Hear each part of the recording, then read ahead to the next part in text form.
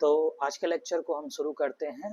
मैंने बात किया था कि अगले लेक्चर में विलाई के बारे में आप लोगों को हल्का सा डायग्रामेटिक रिप्रेजेंटेशन दे दूंगा और यहाँ से आपको और अच्छा ओरिएंटेशन मिलेगा कि जब विलाई में उस बुक ने मेंशन किया था कि इसमें ब्लड वेसल्स होते हैं, तो आप अपने कंटेंट को मान लीजिए ये जो फूड पार्टिकल है मॉलिक्यूलर लेवल पे ये डाइजेस्ट होके यहाँ पे पड़े हुए हैं। ठीक है, ये इंटेस्टाइन का इनर पोर्शन है, जो इंटेस्टाइन का स्पेस है जहां मैं ये ब्लू डॉट्स दे रहा हूँ।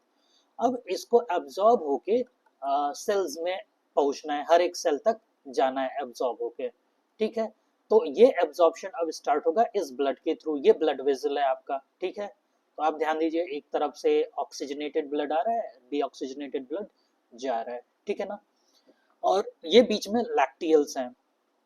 लैक्टियस क्या होते हैं? लिम्फेटिक वेसल्स होते हैं। ये फैटी एसिड्स और ग्लिसरॉल को एब्सॉर्ब करते हैं। ठीक है ना, और ये जो एपिथेलियम दिखा रहा है ये एक सेल ठीक है जिससे कि ये ट्रांसफर हो जाए।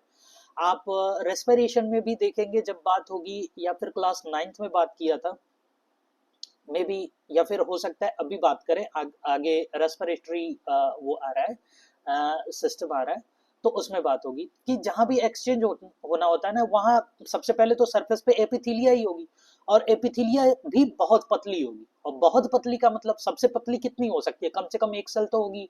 तो वही एक सेल है जिससे कि ये ट्रांसफर जल्दी से किया जा सके। जितना मोटा सिस्टम होगा उतना ही ट्रांसफर में प्रॉब्लम होगा। ओके, सो इस तरह से डिफ्यूजन होता है, और यही चीज आप इंटेस्टाइन के अंदर से देख रहे हैं। तो ये एक विलाई के अंदर दिखाया रहा है, ये इंटेस्टाइन के अंदर का स्पेस है, और यहाँ पे ये इस तरह से प्रेजेंट है, और ये एब्जॉर्ब होके, ये मटेरियल्स आपके एब्जॉर्ब होके इसके अंदर जाएंगे, और इसके अंदर ब्लड वेसल मौजूद है। ठीक है ना, तो इस तरह से ये कुछ फंक्शन होगा यहाँ पे इंटेस्टाइन में। सो अब हम कैरी करते हैं नेक्स्ट। जरा सा जूम कर लें। हाँ, अब ये कुछ एक्टिविटी दे रहा है। Take some freshly prepared lime water. एक टेस्ट ट्यूब में लाइम वाटर आप लेंगे और उसमें एक सिरिंज से या पिचकारी से वाटर स्पार्च करेंगे, या फिर उसमें भेजेंगे बुलबुले के रूप में, और नोट नोट करेंगे टाइम कि इसको मिल्की होने में कितना टाइम लगा। ठीक है ना, अब वही एयर पास करने के लिए, now how long it takes for this time water turn milky. तो एक और काम करना है कि आपको फिर दूसरा टेस्ट ट्यूब लेना है, उसमें भी लाइम वाटर लेना है, और अपने मुंह से वो करना है, ब्लो करना है। तो मुझे जहां तक उम्मीद है इसमें मिल्कीनेस जल्दी आ जाएगा, जस्ट बिकॉज क्योंकि एनवायरमेंट में आप कार्बन डाइऑक्साइड का परसेंटेज देखिए, तो यहाँ ऑक्सीजन मेजोरिटी में होता है और कार्बन डाइऑक्साइड माइनॉरिटी में होता है। बट ये जब ऑक्सीजन आपके रेस्पिरेशन के थ्रू बॉडी में जाता है, और बॉडी से फिर CO2 बाहर आता है, जो एयर बाहर आता है उसमें CO2 का कंसंट्रेशन ज्यादा होता है और O2 का कंसंट्रेशन कम होता है। Hence this will get more milkier, और you can say this will get milkier in less time in comparison with this condition. Okay, अब और एक काम कह रहा है कि टेक सम फ्रूट जूस और शुगर सॉल्यूशन। फ्रूट जूस लेते आइए और शुगर, या फिर शुगर सॉल्यूशन बना लीजिए, चीनी का घोल बना लीजिए। Add some yeast to this. अब ये यीस्ट लैब में तो अवेलेबल होता है, अगर जो नहीं मिलता है तो आप जाइए दुकान से यीस्ट के पैकेट लेके आइए। वैसे छोटे पैकेट मिल जाए तो बहुत अच्छा है, नहीं तो फिर दिक्कत होगी, क्योंकि एक बार वो खोलने पे वो यीस्ट बेकार हो जाते हैं, और ऐसे एनवायरनमेंट में भी नहीं छोड़ना चाहिए। तो इन सभी चीजों का प्रॉपर वो करना चाहिए, देखभाल करना चाहिए। Take this mixture in the test tube fitted with one hole cork. तो अब ये मिक्सचर को, जिसमें आपने शुगर सॉल्यूशन लिया है, शुगर सॉल्यूशन लिया है, और उसमें आपने यीस्ट डाल दिया है। ठीक, यीस्ट आपने डाल दिया है। अब इसको आप बंद करेंगे, कहने का मतलब है, और इसमें से एक पाइप निकालेंगे और फिर से उसे लाइम वाटर में ही डाल देंगे। ठीक, एक लाइम वाटर बॉटल में डाल देंगे। अब क्या हो रहा है? Hold fit the cork with the bent glass tube. Bent glass tube आपका ये हो गया, Dip the free end of a glass tube into the test tube containing freshly prepared lime water. अब freshly prepared lime water को यहाँ पे डालिए. What change is observed in the lime water and how long does it take for the change to occur? ये और तेजी से होगा. ठीक है, अब बताते हैं. What does it tell about the product of fermentation? What is fermentation? अभी तो fermentation के बारे में बताया भी नहीं. तो चलिए अब इसको हम जानेंगे रेस्पिरेशन के अंदर. ठीक है ना, ये आपका हेडिंग है रेस्पिरेशन. ठीक, we have discussed nutrition in organism in last section. ठीक है, न्यूट्रिशन को तो हमने समझा. द फूड मटेरियल जो लिया जाता है taken up by process of nutrition is used in the cell to provide energy. Energy के लिए हम खाना ले रहे हैं. Diverse organism do this in different way. तो डाइवर्स ऑर्गेनिज्म, अलग अलग ऑर्गेनिज्म अलग अलग रास्ते अपनाते हैं इस एनर्जी प्रोडक्शन के लिए from intake of the food. ठीक है, सम यूज ऑक्सीजन, कुछ ऑक्सीजन का यूज करते हैं. किसको? उस ग्लूकोज को ब्रेक डाउन करने के लिए जो उन्होंने लिया है. ठीक है, completely into carbon dioxide and water. तो कुछ इस ऑक्सीजन का हेल्प लेते हैं उस ग्लूकोज को ब्रेक करने के लिए. किसमें? कंप्लीटली ब्रेक करने के लिए. जैसे C6H12O6 plus oxygen, this will give CO2 plus H2O. याद करिए 9वीं कक्षा में आपको कंबस्शन रिएक्शन पढ़ाया है. वही कंबस्शन रिएक्शन यहाँ भी लिखा जा रहा है क्योंकि ग्लूकोज को यहाँ भी इंटरनली जलाया ही जा रहा है. ठीक ना, ऑक्सीजन के प्रेजेंस में. और देखिए ये 6 कार्बन डाइऑक्साइड में कन्वर्ट हो जाएंगे. तो ये कंप्लीट हर एक बॉन्ड टूट गया. कार्बन कार्बन के बीच का हर एक बॉन्ड टूट गया. और वो हर एक बॉन्ड जो टूटता है, बॉन्ड के टूटने से एनर्जी निकलती है और उस एनर्जी को हम स्टोर करते हैं. ठीक है, किसके फॉर्म में? एनर्जी करेंसी के फॉर्म में. ये एनर्जी निकला और इसे हमने स्टोर कर लिया ATP के फॉर्म में. ठीक है, यही हमारा एनर्जी करेंसी है, बायोलॉजिकल एनर्जी. ये तो जनरल कॉन्सेप्ट है. ठीक है, some use other pathway that do not involve oxygen. तो कुछ में ये ऑक्सीजन का इन्वॉल्वमेंट नहीं होता है, बशर्ते यूज ग्लूकोज का ही कर रहे हैं. This process takes place. Okay, लेकिन वही अगला सेंटेंस दे रहा है. In all case first step is break down of glucose. ठीक, a 6 carbon molecule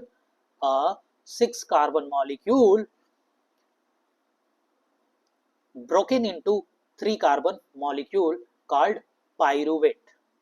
ठीक है, तो ये 3 कार्बन मॉलिक्यूल के पायरुवेट में टूट जाता है. समझ में आया? मैं सोचा हल्का सा डायग्राम भी मंगा लूं, तो आप देखेंगे डायग्राम मैंने इंपोर्ट कर लिया है. अब उससे समझेंगे. तो कह रहा है कि ये ग्लूकोज 6 कार्बन ग्लूकोज से पायरुवेट में टूटना एक बहुत ही अच्छी बात है और बहुत ही आसानी से ये जनरल है. ठीक है ना, ये हर सेल में होता है. ठीक है, अब आइए जरा इसको देखते हैं. ओके, सो आप देखिए 6 मॉलिक्यूल हैं यहाँ पे कार्बन के. 2 3 4 5 6. तो ये जो कह दिया ना इसने, ग्लूकोज को 3 कार्बन के यूनिट पायरुवेट में तोड़ते हैं. तो इतनी आसानी से कह दिया है, बशर्ते इसमें भी इतने स्टेप हैं. देखिए ये ग्लूकोज से एट लास्ट पायरुवेट यहां बनने में जा रहा है. ठीक है ना, तो ये टूटता कैसे है? पहले दोनों छोर पे पायरुवेट फॉस्फेट लगाया जाता है. उसके बाद 3 में टूट गया. 3 में तो यही टूट गया है. ठीक है, फिर यहाँ फ्रक्टोज, देखिए ग्लूकोज के 6 पे फॉस्फेट जुड़ा. ठीक है, फिर उसका वो बदल दिया गया, तरीका बदल दिया, ग्लूकोज से फ्रक्टोज बना दिया गया, आइसोमराइजेशन किया गया. तो आइसोमरेज एंजाइम यूज हुआ.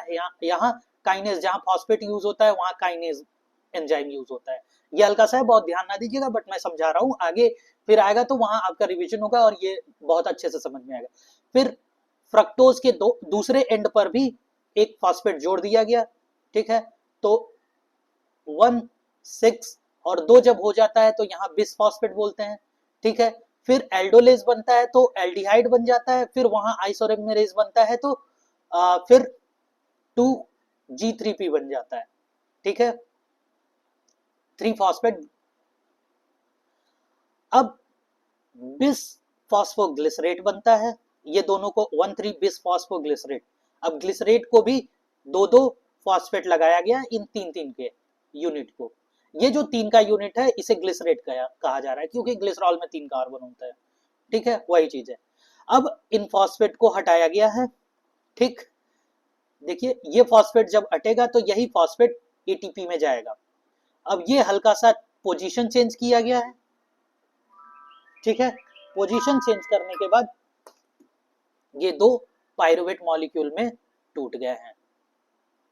ठीक है, अब ये पायरुवेट मॉलिक्यूल में टूट गए हैं। तो ये स्टेप जो इन्होंने कहा कि ग्लूकोज से पायरुवेट बन जाता है, वो इस तरह के स्टेप बाय स्टेप रिएक्शन में होता है। सो अब ये हो कहां रहा है टोटल, सॉरी, ये हो कहां रहा है, ये टोटल रिएक्शन आपके साइटोप्लाज्म में होगा। ये आपके ही नहीं, जो भी सेल ये रिएक्शन करा रहा है ये सब में कॉमन है। कोई भी सेल है उसमें ये रिएक्शन हो रहा है, और कहां हो रहा है, साइटोप्लाज्म में हो रहा है। तो आप ध्यान देख सकते हैं कि कोई भी इसमें न्यूक्लियस की आवश्यकता नहीं है, कोई भी स्पेशल एपरेटस की आवश्यकता नहीं है इस प्रोसेस में, इसलिए ये सब में कॉमन है। This process takes place in cytoplasm. Further pyruvate may be converted into the ethanol and carbon dioxide. यहां से अब फेट डिसाइड होता है कि अब ये कहां जाएगा। ठीक है, हल्का सा यहां से ये डिसाइड होता है कि पायरुवेट किस में कन्वर्ट होगा। तो कहीं इथेनॉल में जाएगा, या फिर CO2 प्लस H2O में जाएगा, या फिर इथेनॉल या CO2 में जाएगा। एक और यहीं पे मेंशन किया गया है लैक्टिक एसिड का।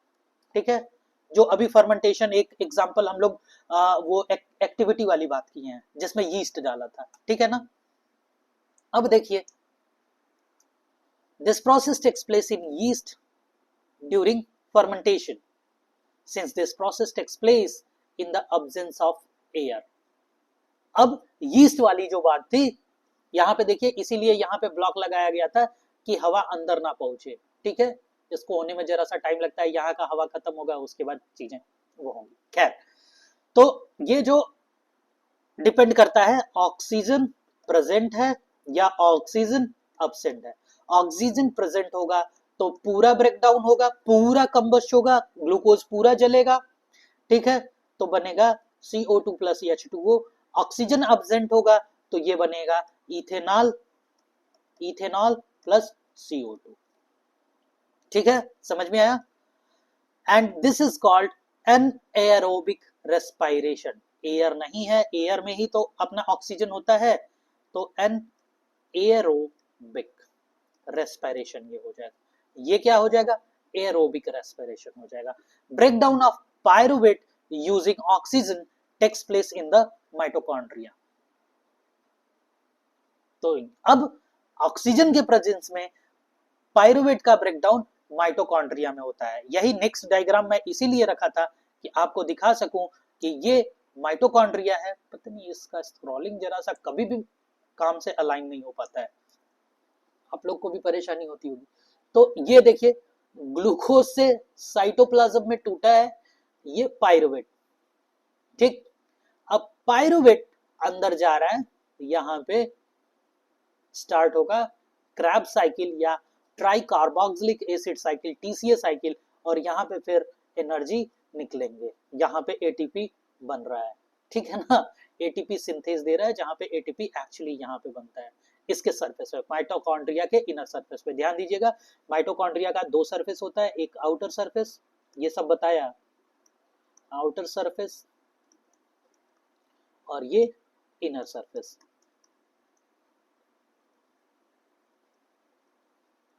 ठीक, तो ये इनर सरफेस पे ATP सिंथेस है, ATP आता है। ठीक है, होता क्या है कि यहाँ से हाइड्रोजन आयंस यहाँ ट्रांसफर किए जाते हैं इस एरिया में, और यहाँ से फिर जब फ्लो ये बढ़ के इस तरफ जाते हैं तो उसी एनर्जी का इस्तेमाल किया जाता है ATP को बनने में। और यही इसी हाइड्रोजन का जब फ्लो होता है तो यहाँ OH प्लस देख रहे हैं, एक और H आएगा तो जुड़ के H2O बनेगा, और यही इसीलिए यहीं पे ऑक्सीजन की जरूरत पड़ रही है। ठीक है ना। अब बात करते हैं आगे। हाँ, आ, किसके बारे में हो रहा है? This process breaks up 3 carbon pyruvate molecule to give 3 molecule of carbon dioxide. मतलब कि ये प्रोसेस अब जो माइटोकॉन्ड्रिया में हो रहा है, ये जो पायरुवेट है, पायरुवेट जो है जिसमें 3 कार्बन है, इस पूरे 3 कार्बन को 3 CO2 में कन्वर्ट कर देता है। मतलब कि अब जरा सा और एक्सटेंडेड वर्जन देखे, एक ग्लूकोज से, एक ग्लूकोज में 6 कार्बन थे, ठीक, उससे 2 पायरुवेट बने जिसमें 3 कार्बन है। देखिए रिएक्शन एकदम काफी चल रहा है, एकदम क्लियर है, केमिस्ट्री वाला ही फॉलो हो रहा है। 6 कार्बन यहां भी है, 3 कार्बन के 2 यूनिट बने हैं, तो मतलब कि 6 कार्बन यहां भी हुए हैं। और एक पायरुवेट से यहां पे अगर जो अभी हटा दें, तो एक पायरुवेट से 3 CO2 इसने बताया, तो 2 पायरुवेट से कितने बनेंगे? 3 × 2, मतलब कि 6 CO2 यहां बन जाएंगे। तो मतलब कि 6 कार्बन से 6 CO2 बनने में लगभग ये 20 स्टेप का रिएक्शन आपने फॉलो किया है। ये TCA साइकिल प्लस ग्लाइकोलाइसिस, ठीक है ना? समझ में आया? ये रेस्पिरेशन में चल रहा है और ऑक्सीजन का इस्तेमाल होगा इसी को तोड़ने में, इसी ग्लूकोज को तोड़ने में इस्तेमाल हो रहा है। आप सोचेंगे कि रेस्पिरेशन से कहां बता दिया, हम तो रेस्पिरेशन सांस को अंदर लेना और बाहर लेना ही, बाहर छोड़ना ही समझ रहे थे आज तक, बशर्ते ये प्रोसेस होते हैं।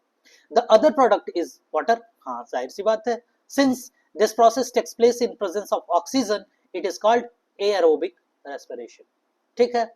The release of energy is aerobic process is lot greater than the anaerobic process. कह रहा है कि इस प्रोसेस में जहां ऑक्सीजन प्रेजेंट है वहां पे एनर्जी बहुत ज्यादा मिलती है जब हम कंपेयर करते हैं कि हमारे पास ऑक्सीजन नहीं है या फिर इथेनॉल वाले रिएक्शन के कंडीशन में। आप खुद ही ध्यान दीजिए, जब ये ग्लूकोज C2H5OH प्लस CO2 में टूट रहा है, तो मान लीजिए 2 CO2 बना और 2 एथेनॉल बना, ठीक, तो ये 4C वाले बॉन्ड तो बचे हुए हैं ना, एक बॉन्ड यहां पे बचा है, एक बॉन्ड यहां पे बचा है, टूटा कहां है? लेकिन जब यहां पे ग्लूकोज की बात कर रहे हैं तो सारे कार्बन अलग अलग हो गए भाई,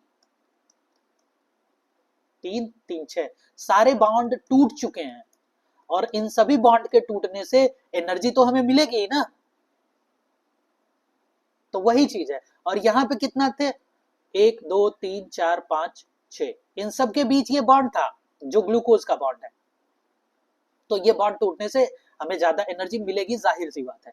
sometimes when there is a lack of oxygen in our muscles, जब हमारे मसल्स में ऑक्सीजन की कमी होती है, एक तो हो गया टोटली अब्सेंस, एक तो हो गया प्रेजेंस, अच्छे से प्रेजेंट है, लेकिन एक कंडीशन ये आता है कि हमारे मसल्स में कभी कभार ऑक्सीजन की कमी हो जाती है, लैक है, ठीक है ना, टोटली अब्सेंस नहीं है।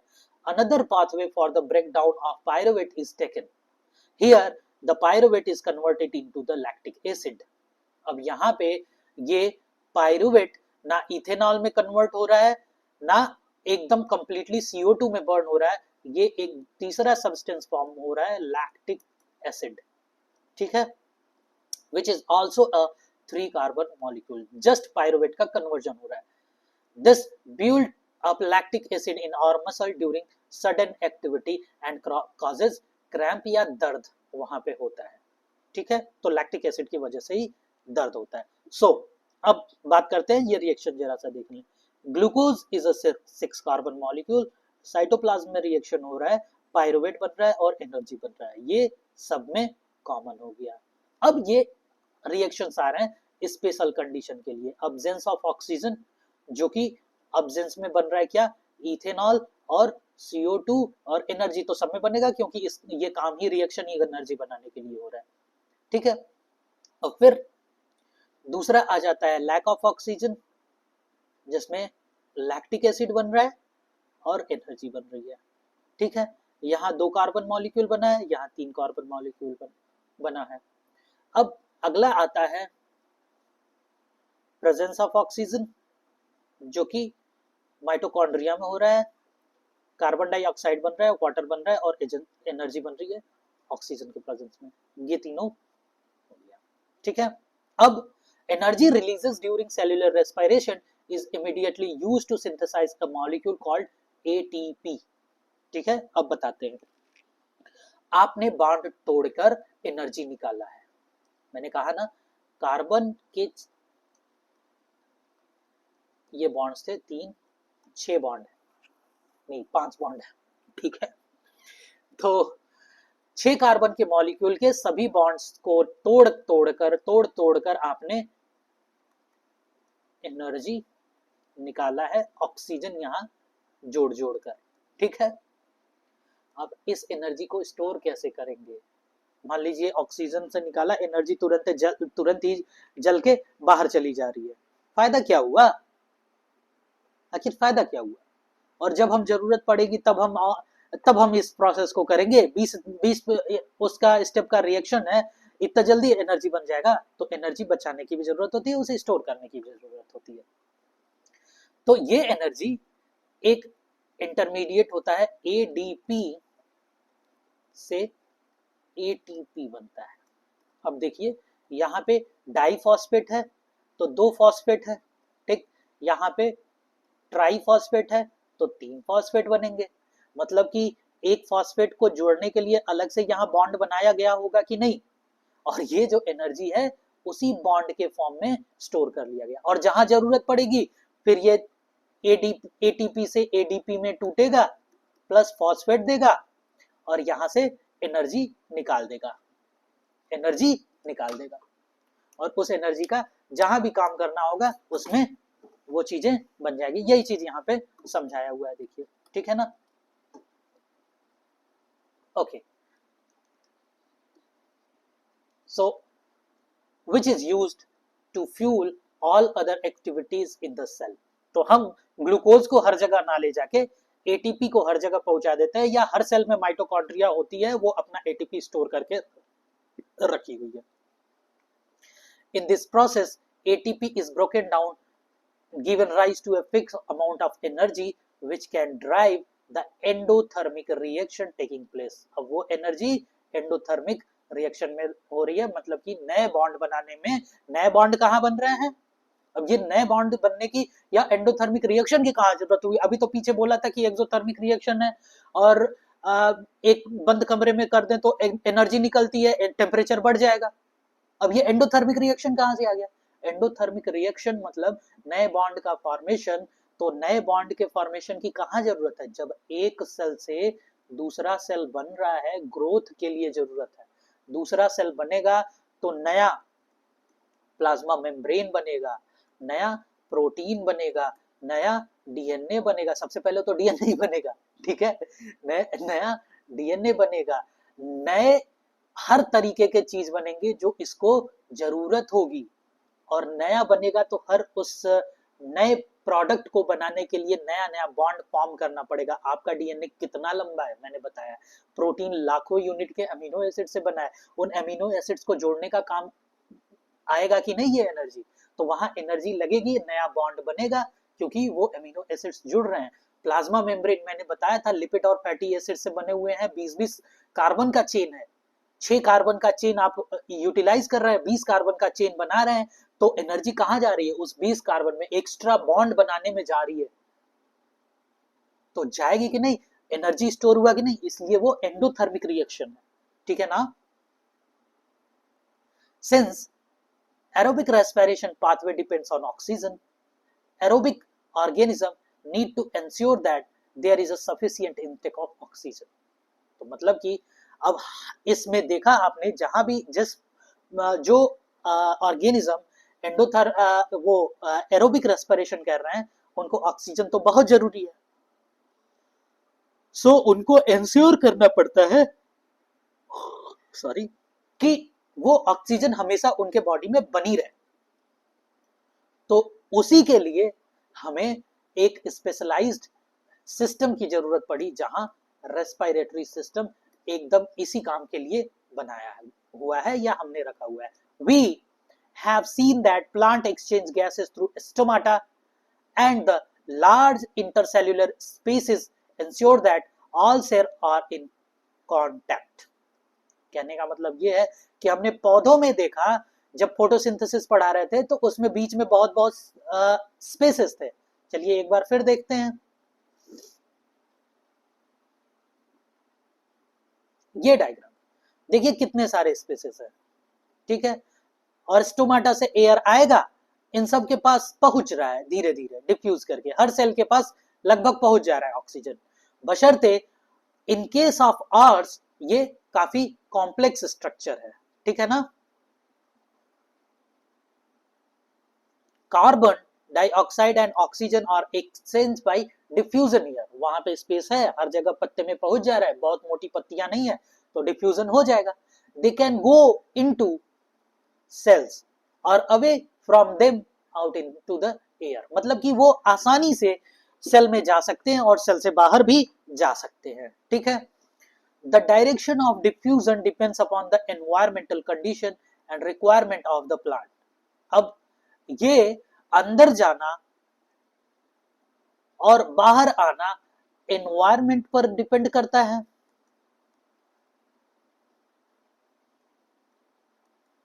और वहां प्लांट के भी रिक्वायरमेंट पे भी डिपेंड करता है, ठीक। अब कैसे? एनवायरमेंट में भाई CO2 का कंसंट्रेशन ज्यादा है तो वो इसमें जाने की कोशिश करेगा, ठीक है। मैंने एक वो बताया था आप लोग को कि जो चीज ज्यादा है वो हाई से लो पे बहने की कोशिश करेगी। अगर एनवायरमेंट में CO2 ज्यादा हो गया और प्लांट में कम है तो ये फ्लो करने की कोशिश करेगा, ठीक है ना, क्योंकि यहां प्लांट के अंदर CO2 कंज्यूम कर दिया जा रहा है और ऑक्सीजन बना दिया जा रहा है, तो ऑक्सीजन यहां ज्यादा होगा तो ये बाहर की तरफ बहेगा, CO2 यहां कम होगा तो CO2 अंदर की तरफ बहेगा, ठीक है। अब at night when there is no photosynthesis occurring, ठीक है, CO2 elimination is the major exchange activity going on. अब रात के दिन में आप रात के टाइम में, सॉरी रात के दिन में नहीं, रात के टाइम में चूंकि फोटोसिंथेसिस तो हो नहीं रहा है, क्यों नहीं हो रहा है? क्योंकि सनलाइट है नहीं, HNU है नहीं, तो फोटोसिंथेसिस बंद हो गया, लेकिन रेस्पिरेशन तो हो रहा है, रेस्पिरेशन तो हो रहा है, CO2 तो बन रहा है, ऑक्सीजन का प्रोडक्शन तो नहीं हो रहा है, तो CO2 का कंडीशन बढ़ेगा ना, तो CO2 का कंसंट्रेशन बढ़ेगा तो ये एनवायरनमेंट में जाने की कोशिश करेगा, तो रात के समय में वो प्लांट्स ऑक्सीजन नहीं CO2 छोड़ रहे हैं, ठीक है। इसीलिए कहा जाता है कि रात के समय में पेड़ के नीचे नहीं सोया जाता है। During the day CO2 generated during respiration is used up for the photosynthesis। अब डे टाइम में फोटोसिंथेसिस हो रहा है, लाइट प्रेजेंट है, तो जो CO2 अंदर बन भी रहा है उसी को वहीं तुरंत क्यों ना इस्तेमाल कर लिया जाए O2 बनाने में और ग्लूकोज बनाने में। फोटोसिंथेसिस में यही होता है ना, तो वही CO2 का बना लिया जा रहा है, स्टोर करके हिसाब से कर लिया जा रहा है, इसीलिए O2 का कंसंट्रेशन उस प्लांट में ज्यादा हो जा रहा है और दिन के टाइम में O2 निकल रहा है, ठीक है ना। अब क्या दे रहा है? Hence there is no O2 release, instead of oxygen release is major event at this time। दिन के समय में ऑक्सीजन का रिलीज ही मेजर इवेंट है। Animal have evolve different organs for the Uptake of oxygen. अब एनिमल्स का क्या है, इस अपटेक को करने के लिए डिफरेंट ऑर्गन डेवलप किए हैं from the environment and getting rid of carbon dioxide produce, मतलब कि ऑक्सीजन आए और CO2 निकले, ठीक है। Terrestrial animal can breathe the oxygen in the atmosphere, but animals that live in water need to use oxygen dissolved in water।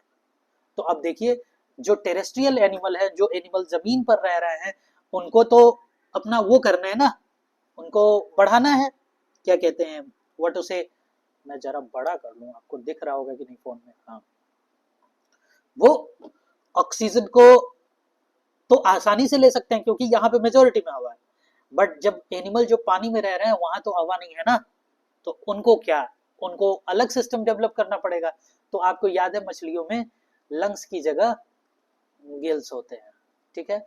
Since amount of dissolved oxygen is fairly low compared to amount of oxygen in the air, वहां dissolve oxygen कम है, इसलिए rate of breathing in aquatic organism is much faster than seen in the terrestrial organism. आप मछली को कभी देखिए, वो कितनी तेज से सांसें लेती हैं, ठीक है, गिल्स के पास कितना तेज चलता रहता है उनका सांस। Fish take water through their mouth and force it past the gills where dissolve oxygen is taken up by blood, क्योंकि उनके ब्लड में फिर से CO2 की मात्रा ज्यादा है, O2 कम है, तो जो पानी में O2 की मात्रा ज्यादा है वो तुरंत उनके गिल्स में चला जाएगा और CO2 बाहर निकल आएगा, क्योंकि पानी में CO2 का मात्रा कम है। Terrestrial organisms use the oxygen in the atmosphere for respiration. Terrestrial organism जो हैं वो एटमॉस्फेयर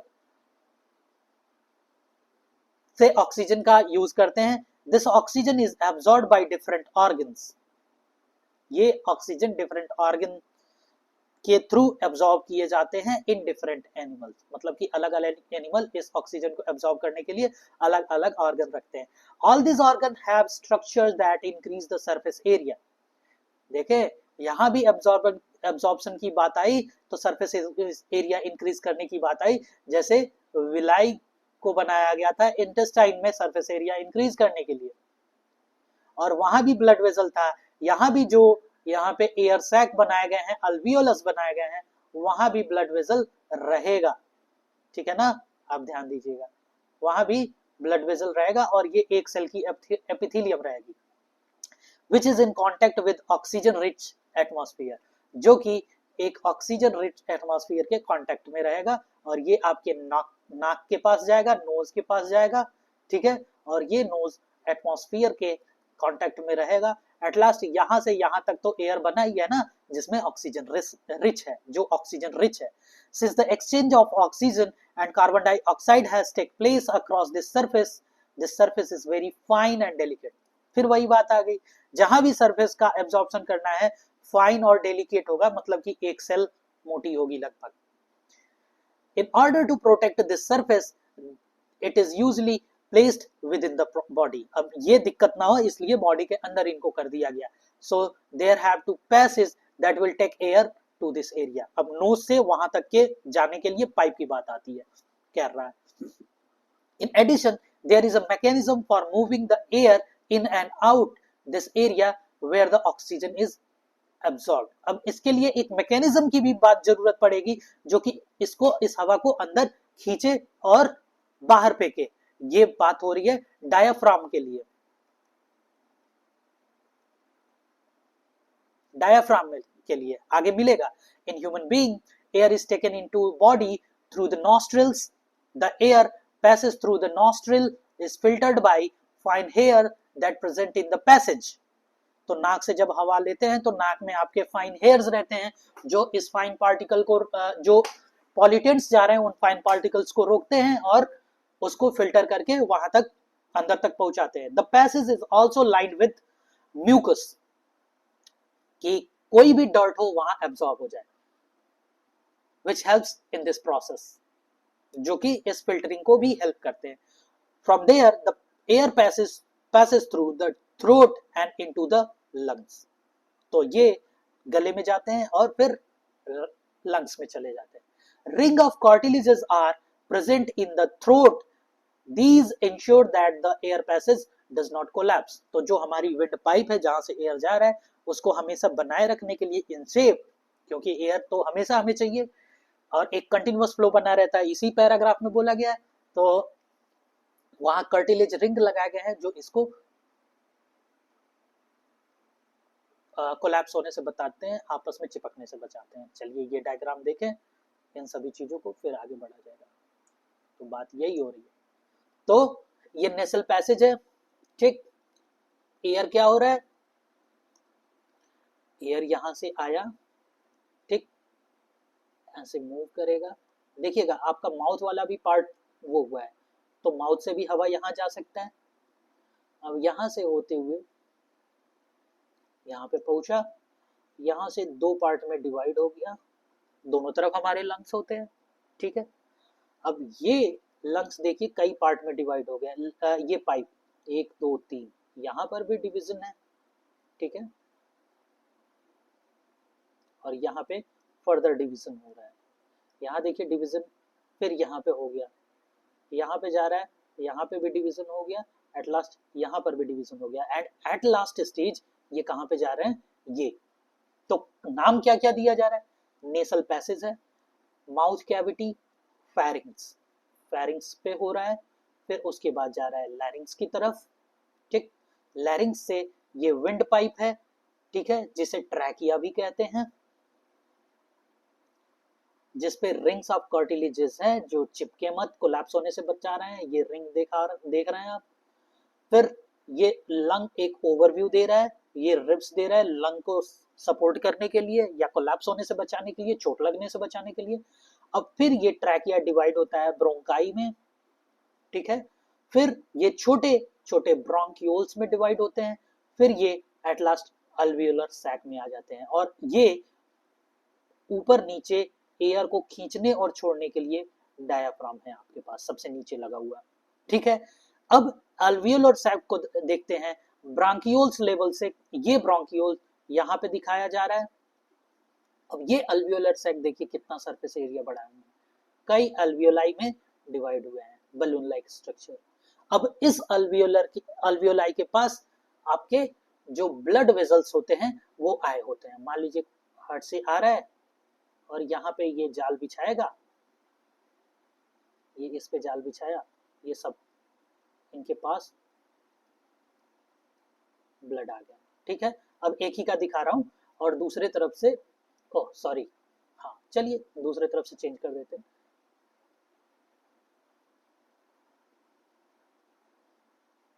तो ये ब्लू वाला डीऑक्सीजनेटेड ब्लड है, इसमें CO2 बहुत ज्यादा है, ठीक, और यहां पे लंग्स में ऑक्सीजन बहुत ज्यादा है, ठीक है। अब ये CO2 बहुत ज्यादा है, यहाँ पे ये दूसरा कलर मुझे लगता है ले लेना चाहिए हमें, ठीक है, कर लो भाई, इरेज कर लो, I don't know what the hell going on, ठीक,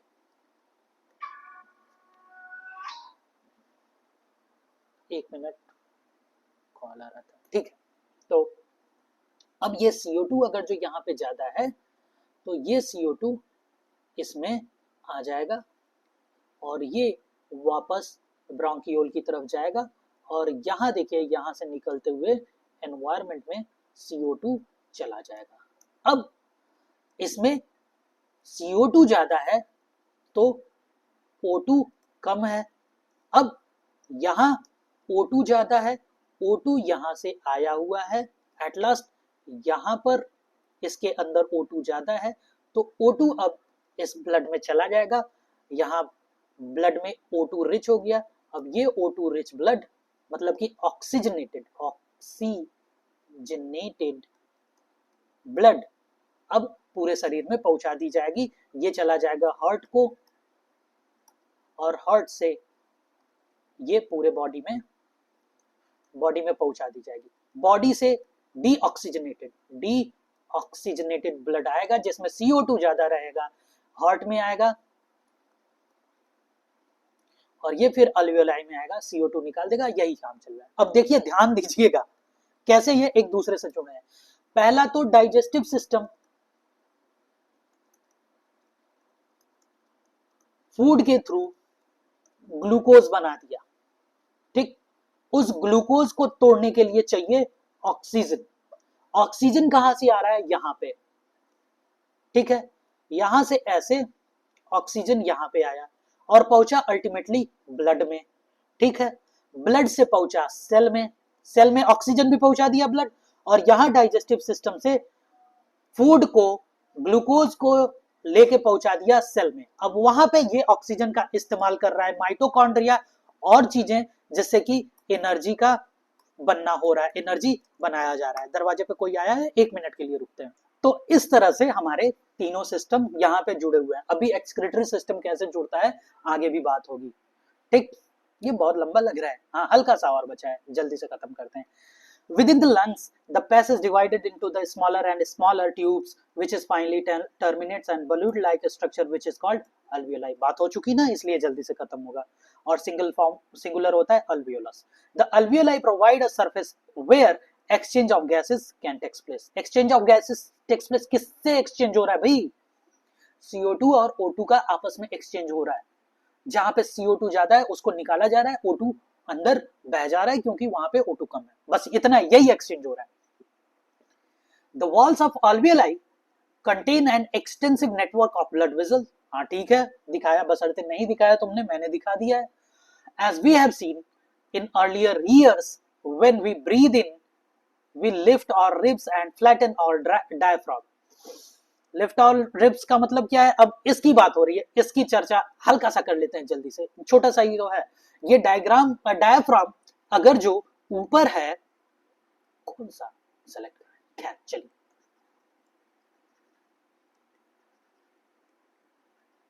काहे कि इरेज नहीं कर रहा है, मैं नहीं समझ पा रहा, इसको काम करने में टाइम लग रहा है. खैर, डायफ्राम ऊपर हो गया है तो फेफड़े में कम जगह बचेगी, इस यहाँ पे प्रेशर क्रिएट होगा तो ये बाहर निकल गया है हवा. लेकिन जब ये डायफ्राम हम नीचे खींचेंगे तो याद रखिए ये डायफ्राम और फ्लैट हो जाएगा, इस शेप में आ जाएगा. अभी ये किस शेप में है? अभी ये इस शेप में है, ठीक है. तो इसी फ्लैटनेस की बात कर रहा है. फ्लैट हो जाएगा तो ये इतना एरिया तो इंक्रीज हो जाएगा ना, और यही इतना एरिया जब इंक्रीज होता है तो आप इनटेक करते हैं एयर का, और इनटेक करेंगे तो वो ऑक्सीजन अंदर आता है. And the chest cavity will become larger as a result. Because of this, air is sucked into the lungs and fills the expanded alveoli. ठीक है? The blood brings carbon dioxide from the rest of the body and release into the alveoli. क्योंकि blood में इस समय CO2 का मात्रा ज्यादा है, and the oxygen in the alveolar air is taken up by blood into the alveolar blood vessel. अब क्योंकि लंग्स में O2 की मात्रा ज्यादा थी और ब्लड में मैंने बोला CO2 का मात्रा ज्यादा है और O2 का कम है, तो O2 अल्वियोलाई से CO2 में बह जाएगा, to be transported to all the cell in the body, और सभी सेल में पहुंचा दिया जाएगा. During breathing cycle, when air is taken in and let out, the lung always contain a residual volume of the air so that there is sufficient time for oxygen to be absorbed and the carbon dioxide is to be released. मतलब कि आप ध्यान दीजिएगा, आप जब सांस लेते हैं, नॉर्मल सांस लेते हैं, उसके बाद भी कुछ हवा आपके फेफड़ों में बचा रहता है जो आप बाहर निकाल सकते हैं. उसके बाद जबरदस्ती अगर जो आप करते हैं तो ठीक है, बशर्ते उसके बाद भी एयर बचा रहता है, जैसे कि ये जो एक्सचेंज है कंटिन्यूअसली होता रहे, उसको पूरा टाइम मिले, ठीक है ना. When the body size of animal is large, जब एनिमल की बॉडी साइज लार्ज होती है, the diffusion pressure cannot take care of oxygen delivery to the all part of the body. ये बात कर रहा है जब मैंने बताया था कि ऑक्सीजन का डिफ्यूजन बहुत मोटे स्तर तक, मोटे स्किन पे नहीं हो पाता है, उसको 5 से 7 ही लेयर मोटी जब बॉडी होती है तभी वो डिफ्यूज कर सकता है, वो बात यहाँ पे बताई जा रही है. Alone, instead, respiratory pigment take up oxygen from the air in the lungs and carry it to tissue which are deficient in oxygen before releasing it. और इसीलिए इतना कॉम्प्लेक्स सिस्टम जनरेट किया गया और साथ ही साथ एक रेस्पिरेटरी पिगमेंट भी दिया गया जो कि बहुत तेजी से इन चीजों को कैरी करे और इन चीजों को एब्जॉर्ब भी कर सके, बांध सके अपने आप से. In human being, the respiratory pigment is hemoglobin. This is an organometallic compound. Organo मतलब ऑर्गेनिक जो कि ग्लोबिन प्रोटीन है, और मेटल जो कि आयरन है, ठीक है. हमारे बॉडी में यही एक ऑर्गेनोमेटेलिक कंपाउंड है, which has a very affinity for oxygen.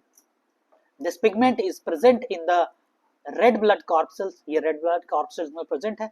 Carbon dioxide is more soluble in water than oxygen is, and hence is mostly transported in the dissolved form in our blood.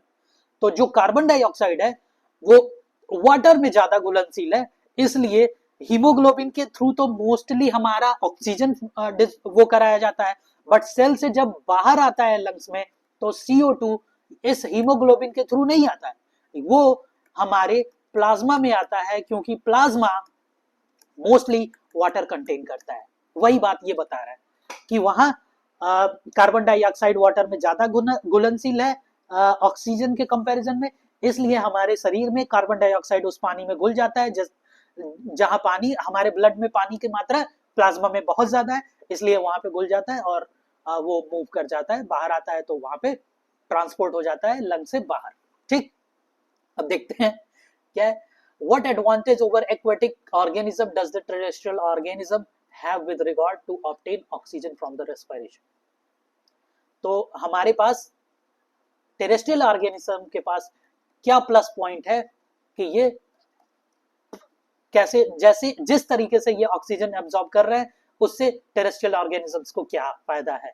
तो आप, ये common sense वाली बात है, आप ये करेंगे, लिख के दे देंगे तो बहुत बढ़िया, मुझे ईमेल कर देंगे तो बहुत अच्छा है, चेक कर लूंगा, फिर उसके बाद भेज दूंगा आप लोगों का। खैर, नहीं तो कोई बात ही नहीं।